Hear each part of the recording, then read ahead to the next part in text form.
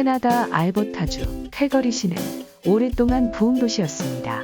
최병기 전 캘거리 한 임회장은 지난 1967년 서독광부 계약을 끝내고 캐나다 이민 신청을 했을 때 담당관은 부흥 도시인 캘거리를 추천했다고 말했습니다.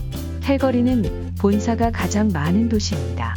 주민 1인당 본사 수에서 캐나다 여러 주정부 가운데 1위입니다. 인구 400만 도시에 해당하는 오피스 공간을 가지고 있다고 합니다. 이 때문인지 캘거리 다운타운은 멋쟁이 빌딩으로 넘쳐납니다.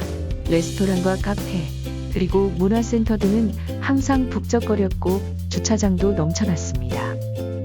그러던 것이 지난 2014년 말 유가가 하락하기 시작한 이래 캘거리에 변화가 생겼습니다. 여기에다 온실가스 문제, 전기차 등장, 파이프라인 건설 취소 등으로 캘거리 석유 산업의 앞날은 옛 영광을 기대하기 어렵게 되었습니다. 이에 따라 넥센, 알타게스, 코노코필립스 등 에너지 회사들이 통폐합을 하기 시작했고 몇몇 본사들은 다른 곳으로 떠났습니다. 캘거리 본사 세노버스 에너지는 하스키 에너지와 합병하기로 한 뒤 지난 1월부터 2,000명의 인원 감축을 시작했습니다. 대규모 정리해고가 계속되고 타운 경기도 침체되기 시작했습니다. 이 때문에 캘거리 다운타운 빌딩 사무실의 공실률이 30%에 이르고 있습니다. 60만 평방피트 넥센 빌딩은 37층이 통째로 비어 있습니다. 2018년만 해도 공실률은 12.8%였는데 팬데믹까지 겹쳐 다운타운이 텅텅 비어간다는 느낌을 주고 있습니다. 실업률도 코로나가 본격화된 지난해 5월 15.5%로 전국 최고 수준이었습니다. 경제가 활력을 잃고 떠나는 사람들이 나오다 보니 캘거리 집값도 별로 오르지 않았습니다. 다행히 지난 5월 실업률은 8.7%로 많이 회복되었습니다.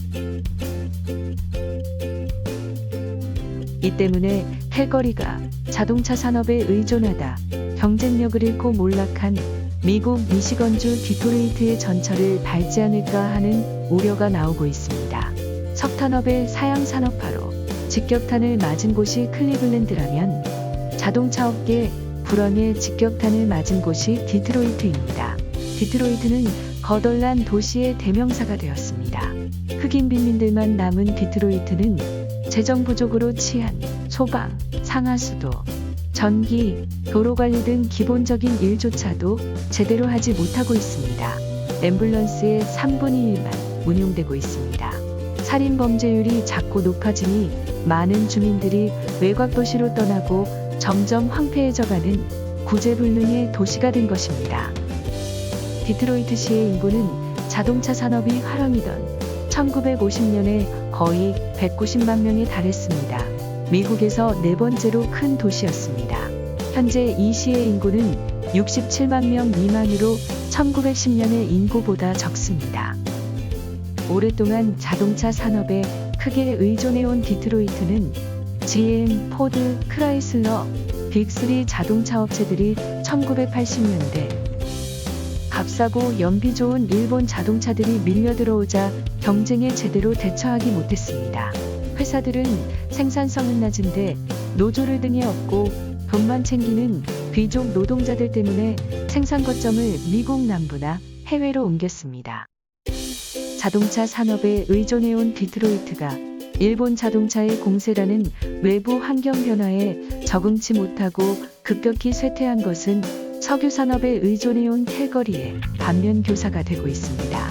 캘거리도 디트로이트처럼 속절없이 쇠퇴의 길을 가게 될까요? 아니면 도전을 딛고 일어날까요? 석유 회사들로부터 들어오는 새 수입이 줄어들고 캘거리 재정 상태가 나빠지니 캘거리 시민들은 인플레이션율보다 높은 재산세와 유틸리티 고지서를 보게 됩니다. 여기에 탄소세 도입 등 기업들에게도 고비용의 요인들이 등장하고 있습니다. 일거리도 없고 세금이나 공공요금이 오르면 젊은이들이 도시를 떠날 수밖에 없습니다. 이런 엄중한 상황을 맞아 알버타 주정부와 캘거리시도 나름대로 돌파구를 찾으려고 노력하고 있습니다. 가장 좋은 해결책은 도심에 비어있는 오피스에 하이테크 회사들을 불러들이는 것입니다. 캘거리 도심은 깨끗하고 아름다운 수변공원, 산책로, 레스토랑, 피트니스 센터 등 편의시설을 갖추고 있습니다. 도로망이 잘 갖추어져 운전하기 편리하고 집값도 밴쿠버나 토론토에 비해 저렴합니다. 1시간 남짓 드라이브 해가면 아름다운 밴프 국립공원이 있습니다. 스키 등 겨울 스포츠를 즐길 수 있습니다. 몇 년 전 캘거리는 세계에서 가장 살기 좋은 3대 도시로 꼽히기도 했습니다. 교육 수준이 높은 구직자와 이민자들이 많습니다. 하이테크 기업들을 불러 모을 수 있는 조건들을 잘 갖추고 있는 셈입니다. 캘거리시나 알버타주 정부도 스타트업과 하이테크 기업 유치에 적극적으로 앞장서고 있습니다. 캘거리시는 캐나다 도시들로선 최초로 스타트업을 육성하기 위해 1억 달러의 벤처 캐피털 펀드에 직접 투자할 계획입니다. 좋은 조짐들이 조금씩 보이고 있습니다.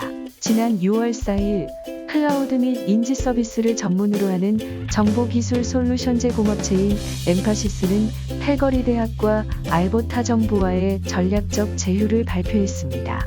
세계적인 하이테크 기업인 엠파시스는 캘거리에 캐나다 본사를 세우고 향후 24개월 동안 500명에서 1000명의 인원을 뽑을 계획을 발표했습니다. 지난 3월엔 디지털 서비스 및 컨설팅 분야의 글로벌 리더인 인포시스가 캘거리에 진출하여 2023년까지 500명을 고용할 것이라고 발표했습니다. 그 밖에 여러 테크 기업들이 캘거리에 들어오고 있고 토종 테크 기업들도 약진하고 있습니다. 지난 2016년 토론토에서 열린 한 벤처캐피탈 설명회에서 미국의 한 투자가는 캐나다에서 연간 10억 달러의 수익을 올릴 수 있는 회사는 고사하고 10억 달러 상당의 회사를 설립하는 것은 불가능하다고 말했습니다. 그런데 캐나다 신생 테크 기업 쇼피파이는 지난해 한때 캐나다 왕립은행을 제치고 캐나다 시총 1위 기업으로 올랐습니다. 시가총액이 1670억 달러에 이르면서 아마존의 대항마로 떠오르고 있습니다. 누베이는 현재 100억 달러의 시가총액을 보유하고 있고 라이트 스피드 POS도 마찬가지입니다. 썬드는 22억 달러 가치의 최초 공모를 앞두고 있습니다. 그리고 워털루 졸업생에 의해 창업된 인스타그램 카트는 미국에서 론칭했음에도 불구하고 현재 390억 달러의 가치를 보유하고 있습니다. 어플라이보드, 페어, 아다스포트, 원패스워드, 클리오, 포인트 클릭케어, 사이멘드, 코보, 푸스위트 및 D2L은 모두 1억 달러 이상을 모금했습니다. 몇몇 회사는 10억 달러 이상의 가치로 공개될 가능성이 있습니다. 이 모든 것은 그 벤처 투자가가 캐나다에서 불가능하다는 말을 한 지 5년 만에 일어난 일입니다. 실리콘밸리가 전성기를 지나고 있고 후발주자로 캐나다가 떠오르고 있습니다. 하이테크 기술을 가진 이민자의 유치도 캐나다가 적극적입니다. 캘거리도 테크 기업을 보유하는 새로운 도시로 그득날 희망이 보이고 있습니다.